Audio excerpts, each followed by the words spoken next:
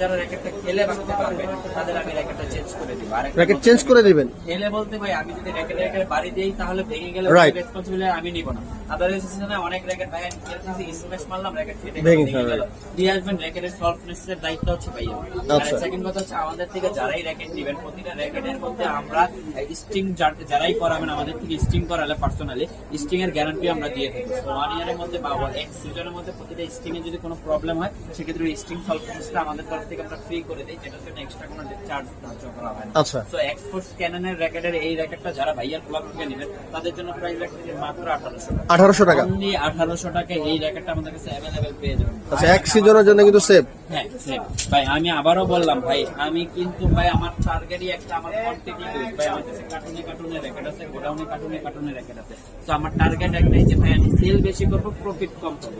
তো মাত্র 1800 টাকা হলে এই লাক্সারিয়াস এই ফ্রেমটা আমাদের কাছে अवेलेबल পেয়ে যাবেন।